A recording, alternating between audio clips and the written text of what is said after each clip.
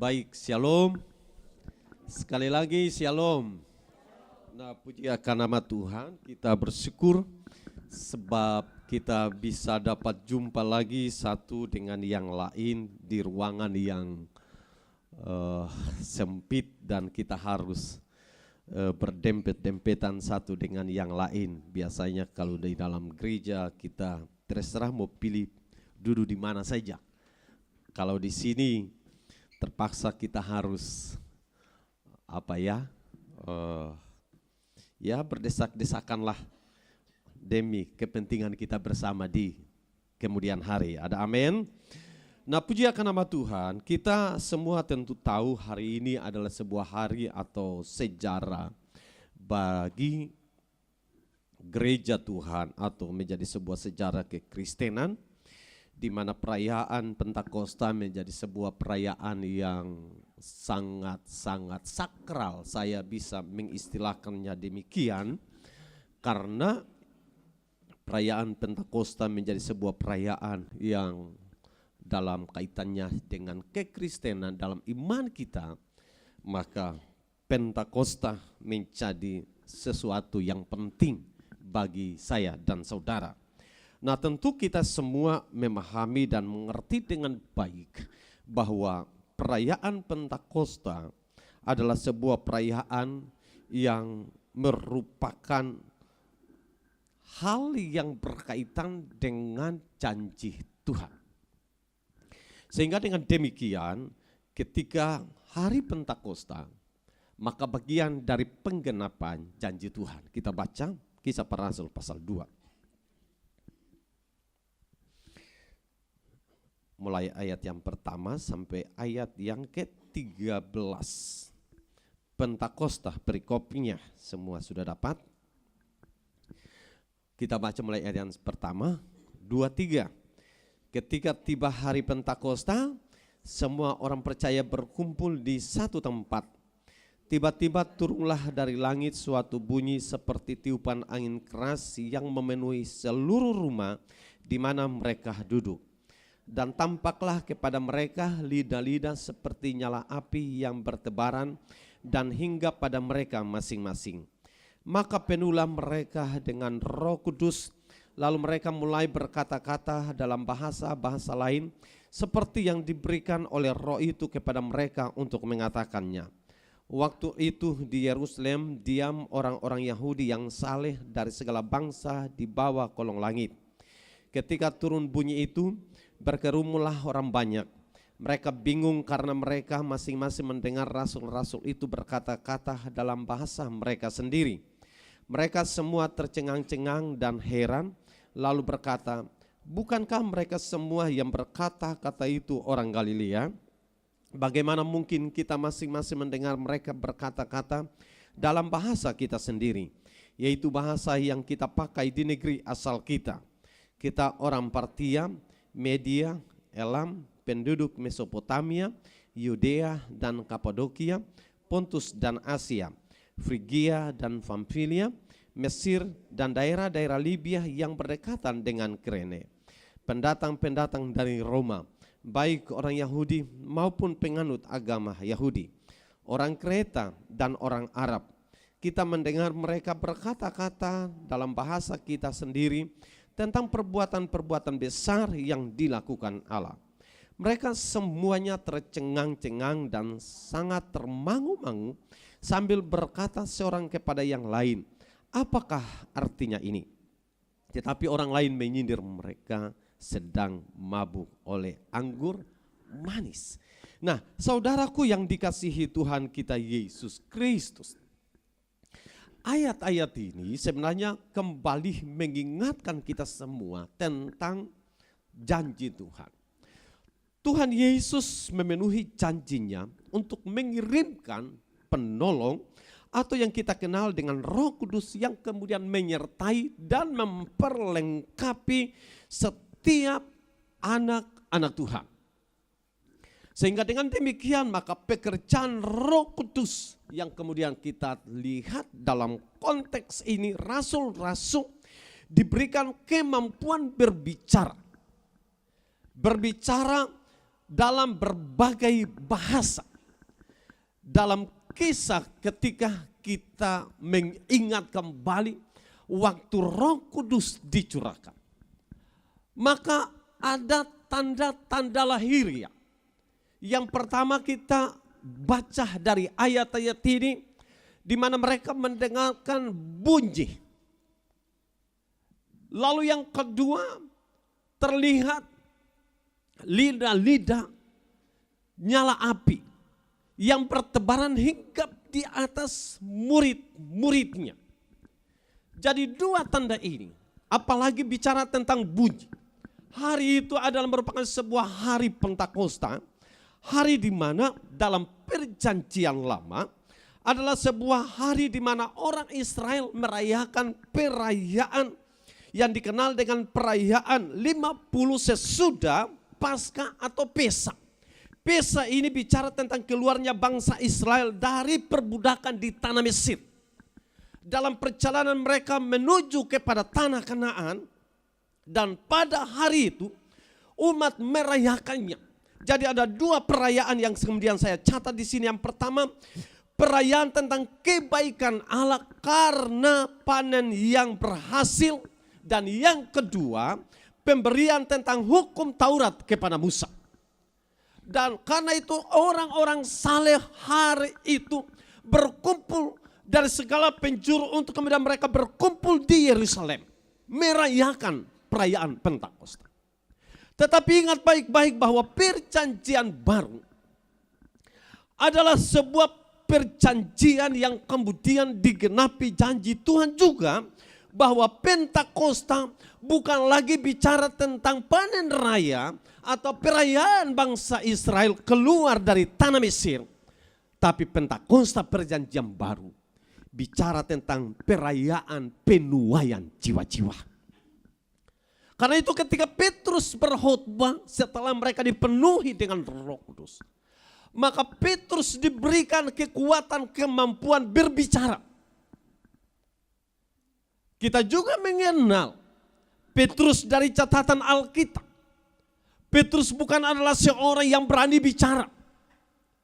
Berani bicara di depan orang-orang yang bisa mengancam dia.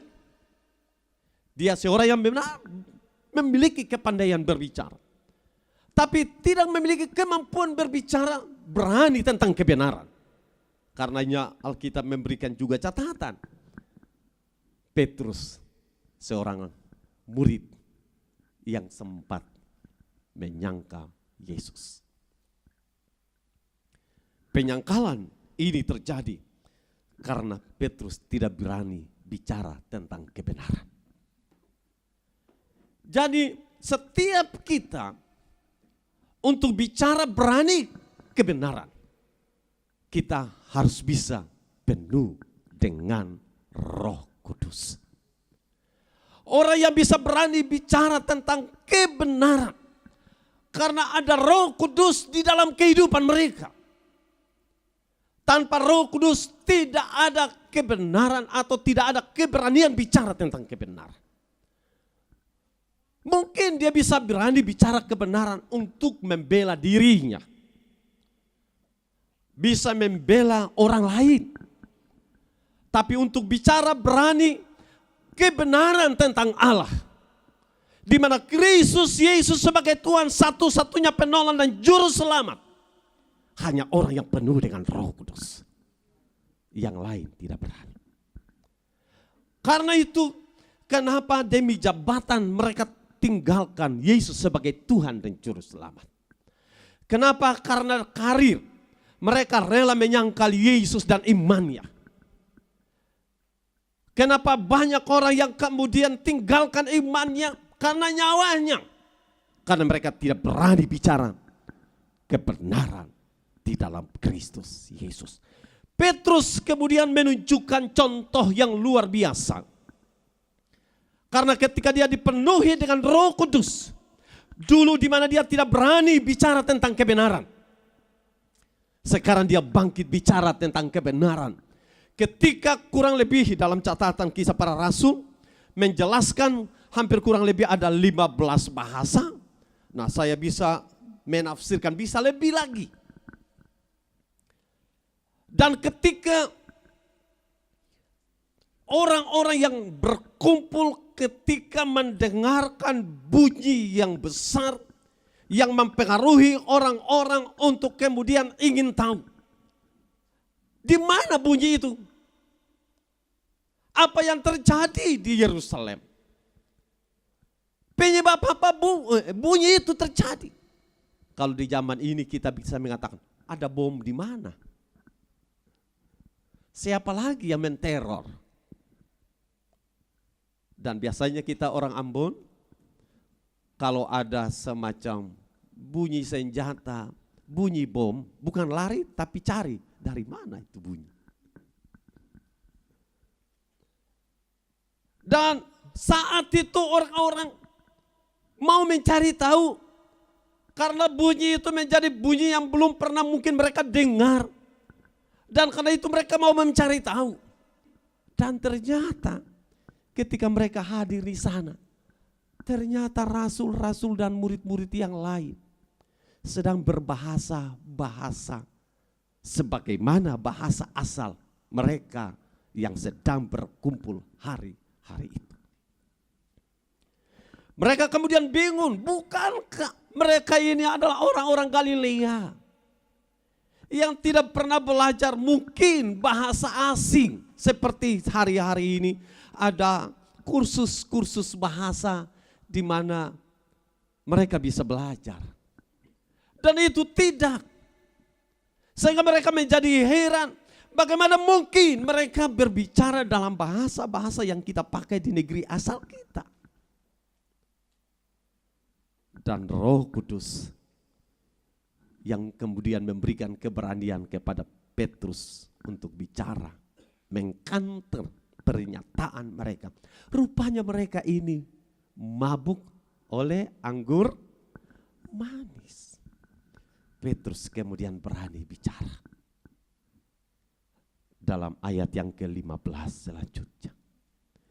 Kalau kita coba lihat baik-baik pernyataan Petrus dalam khotbah ini, menurut saya ini khotbah yang luar biasa.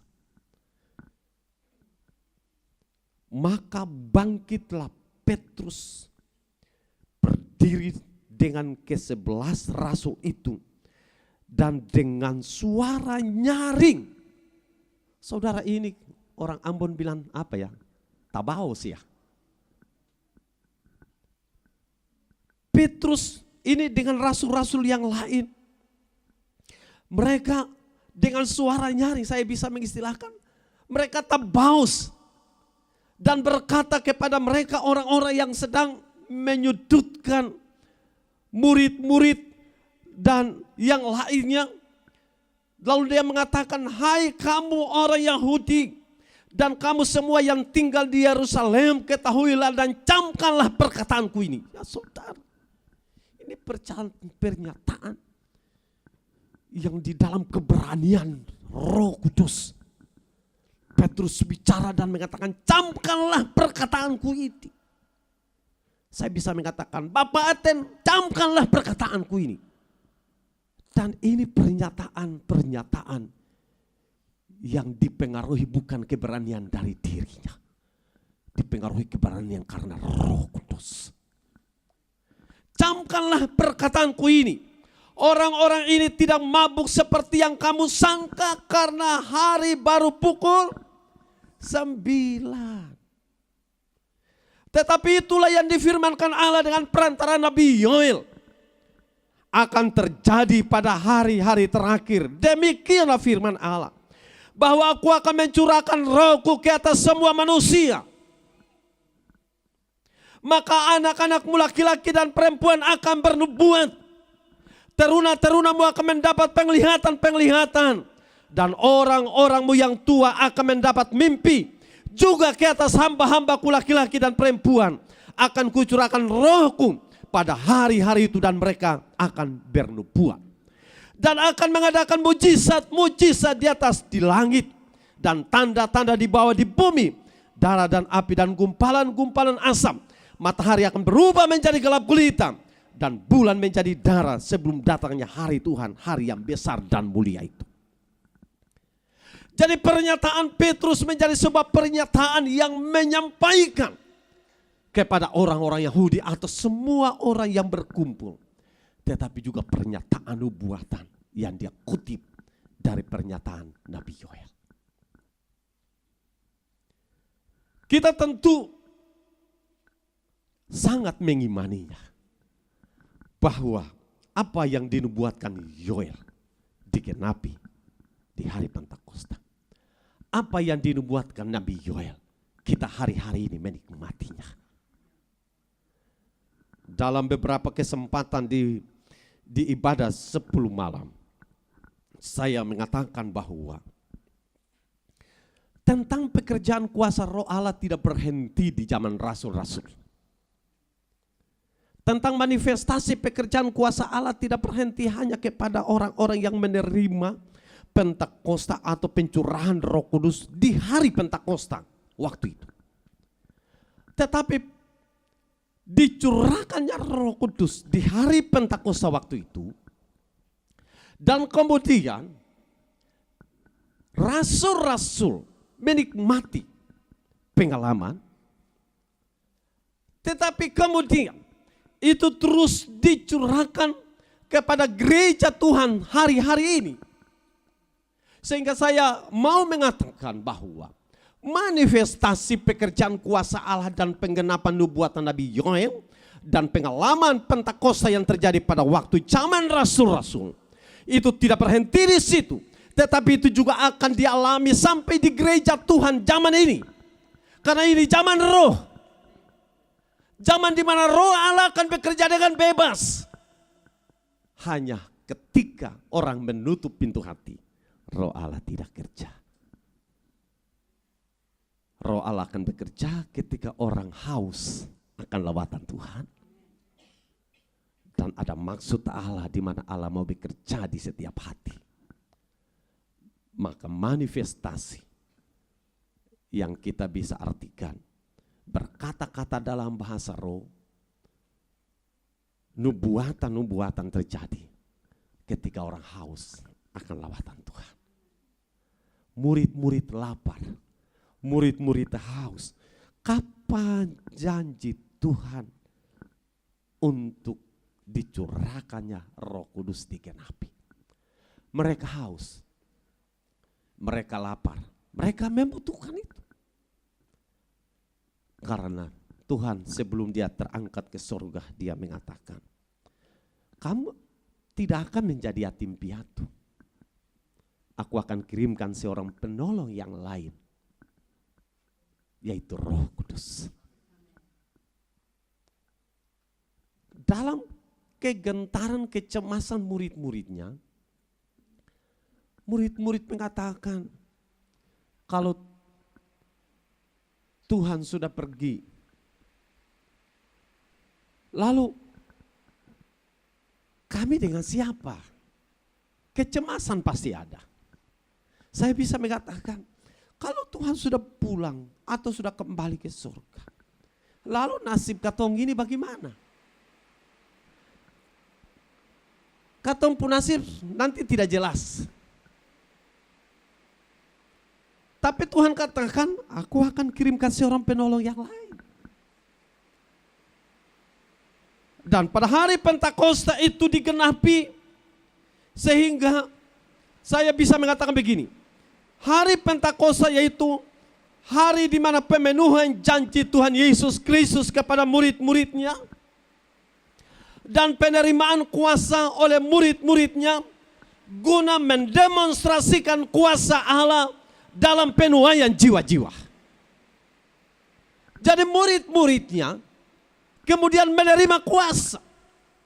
Sebagaimana berulang kali saya katakan bahwa pada zaman rasul-rasul ketika mereka menerima kuasa, atau ketika mereka menerima janji dalam Kisah Para Rasul pasal 1 ayat yang ke-8, tetapi kamu akan menerima kuasa kalau Roh Kudus turun ke atas kamu. Tetapi kita hari-hari ini bukan kamu akan menerima kuasa, karena kuasa sudah diberikan kepada saudara dan saya. Kamu bukan lagi kalau, Tetapi karena kuasa sudah diberikan, maka menjadi saksi wajib hukumnya.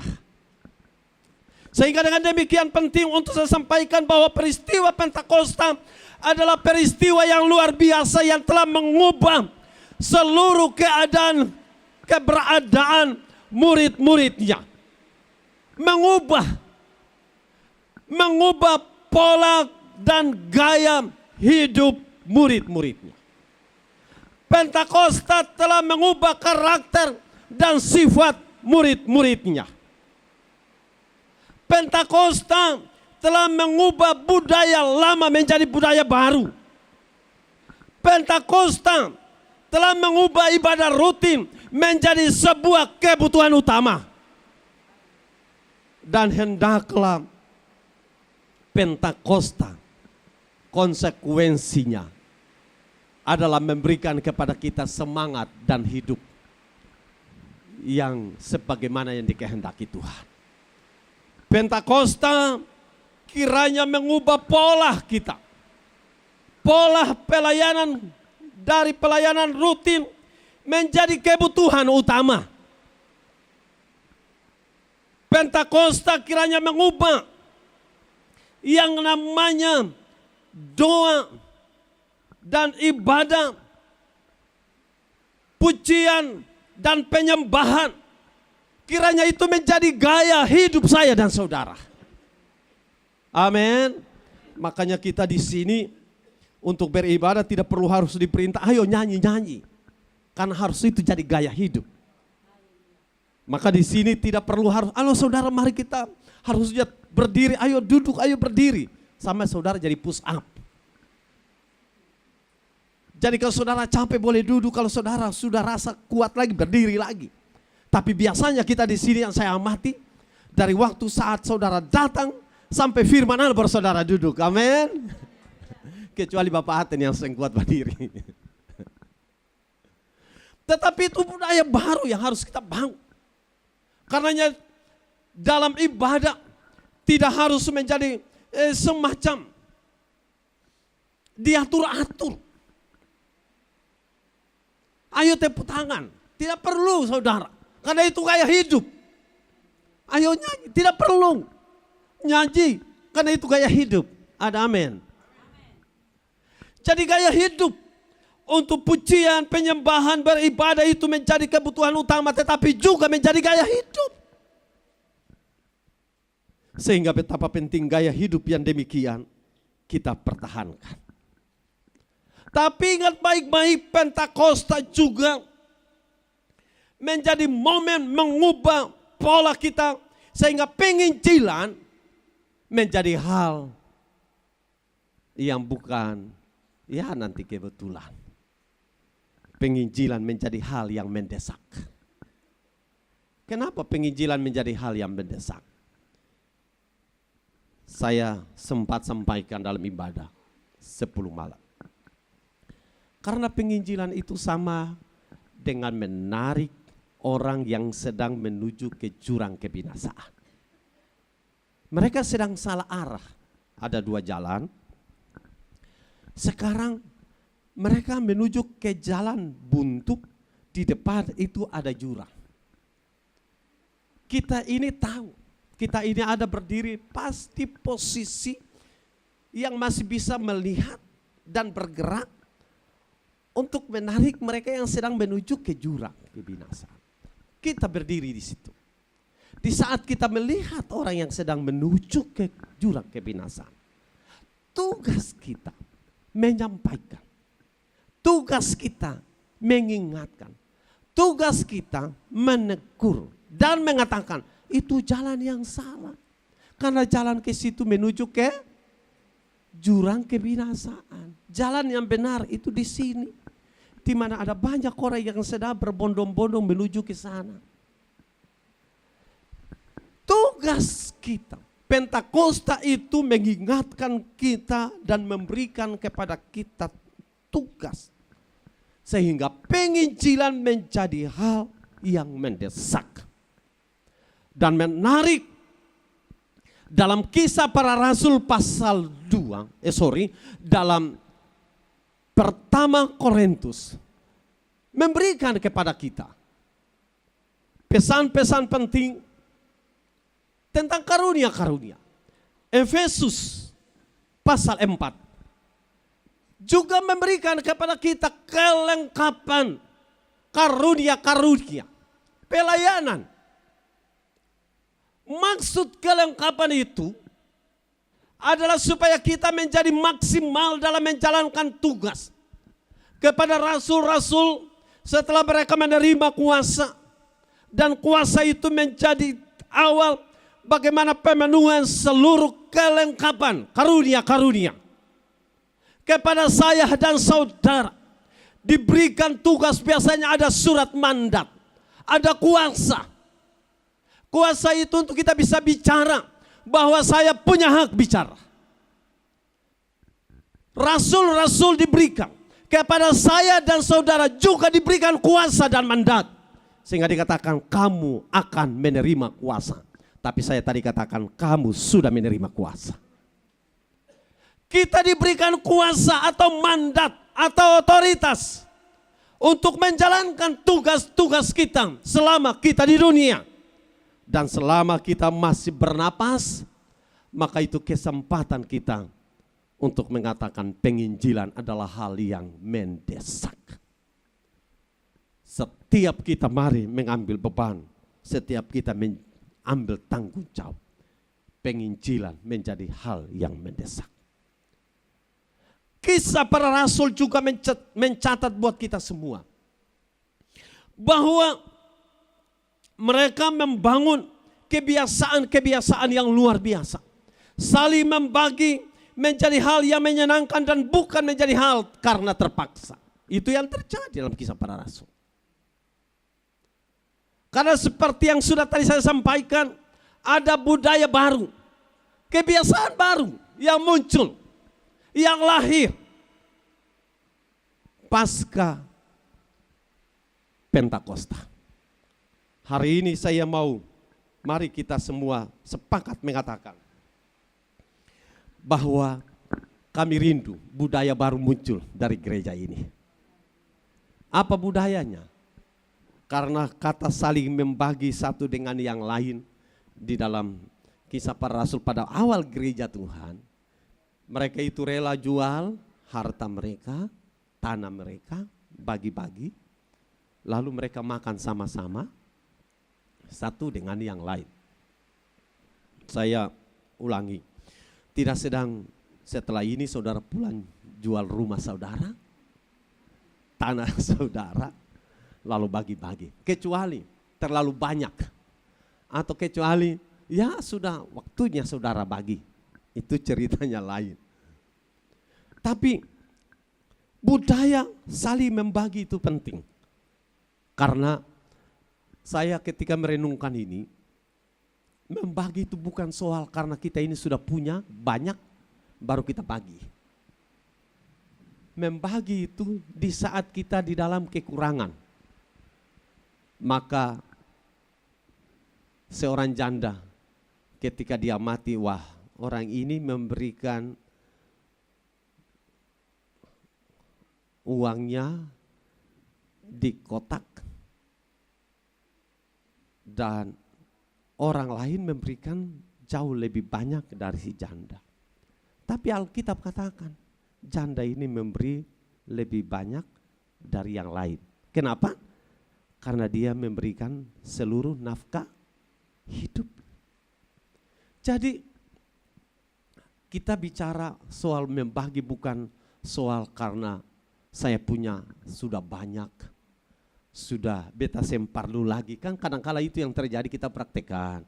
Sudah pakaian sudah terlalu banyak di kamar, terlalu banyak di kas. Sudah daripada beta sempake, beta bagi ke orang lain. Nah kadang-kala itu kan praktek kita demikian.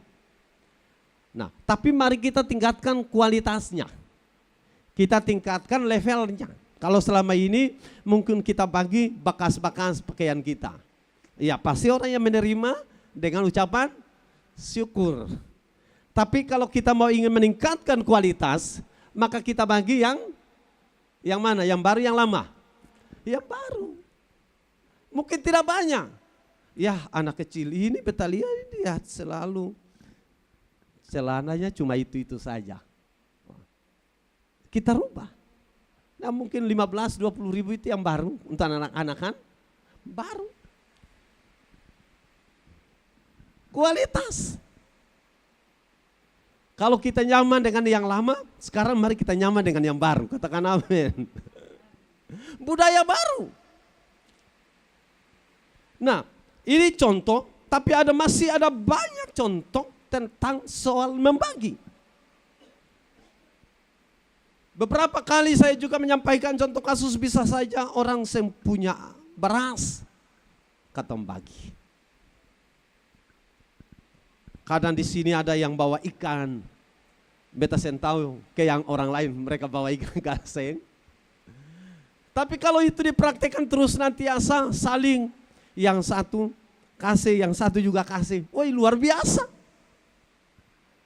Mari kita bangun budaya di tengah keadaan dunia kita yang menurut saya dunia yang sangat egois.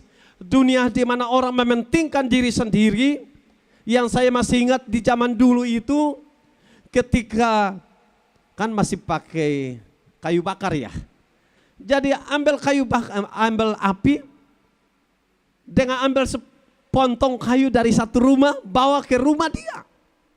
Lalu kemudian kalau ada orang mancing di pantai atau di laut, kemudian ikannya berapa orang yang ada di situ dibagi. Sekarang ini karena semua sudah jadi uang, semua menjadi berubah. Tapi saudaraku yang dikasihi Tuhan, ada banyak cara di mana kita bisa membagi satu dengan yang lain. Sehingga dengan demikian budaya ini penting. Karena kenapa ada gereja Tuhan?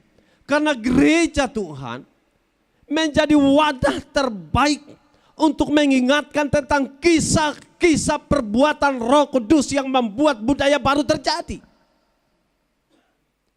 Tidak ada di lembaga yang lain yang berusaha membangun budaya seperti yang dibangun di dalam gereja Tuhan. Karenanya betapa penting, mari kita camkan, kita ingat apa yang firman Allah sampaikan. Apa yang kemudian oleh Roh Kudus mempengaruhi tatanan kehidupan kita. Roh Kudus mengubah pola. Dan ini patut kita syukuri dalam hidup ini. Roh Kudus juga mendorong kita untuk selain kebutuhan jasmani, supaya kita bergairah. Tujuannya adalah agar supaya kita efektif, tapi kita juga maksimal dalam dunia kerja kita masing-masing. Orang yang ada di pasar, Roh Kudus membuat dia semangat bekerja. Orang yang ada di kantor, di sekolah, dia bisa dengan hikmat Tuhan untuk bisa bekerja di kantor dan mengajar di sekolah. Oleh Roh Kudus, katakanlah pekerja-pekerja kasar seperti para tukang atau buruh kasar diberikan hikmat mengelola semua hal, sehingga semua berkat yang dia peroleh dia bisa dapat pakai untuk kemuliaan bagi nama Tuhan. Tapi bagi dunia mereka tidak paham. Bagi dunia mereka menganggap biasa, bagi kita tidak. Kita dipimpin Tuhan untuk mengelola semua berkat dengan cara yang baik, sehingga anak-anak bisa terpenuhi kebutuhan, rumah tangga terpenuhi kebutuhan. Dunia di sana mereka tidak mengerti. Berkat yang mereka terima habiskan di jalan-jalan, habiskan di meja judi, habiskan di tempat-tempat yang memabukkan. Mereka datang ke rumah bukan memberikan hasil kerja kepada keluarga, tapi memberikan pesan kacau kepada keluarga. Gereja Tuhan hadir mengingatkan kita untuk budaya ini dikembangkan, untuk budaya ini dipertahankan. Dan semua ini terjadi hanya ketika Roh Kudus penuhi setiap hati kita. Kita sangat bangga dan bersyukur sebab di saat kita menjadi lemah, Roh Kudus hadir berikan kekuatan kepada kita. Di saat kita merasa kehilangan harapan, Roh Kudus datang dan memberikan kekuatan baru. Roh Kudus hadir dan terus berperan. Karena kita tidak sendiri.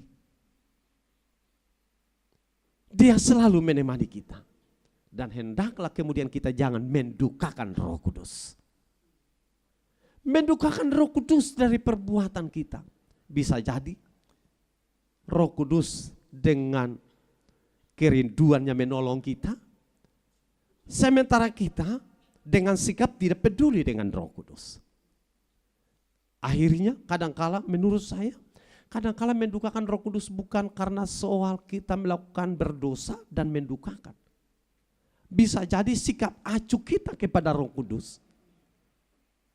Dia ingin tolong, tapi kita tidak mau membutuhkan pertolongan.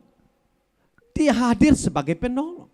Tapi kita mengatakan di dalam hati ini, saya menutup pintu hati untuk tidak mau siapapun yang tolong. Termasuk Roh Kudus. Kenapa ini terjadi?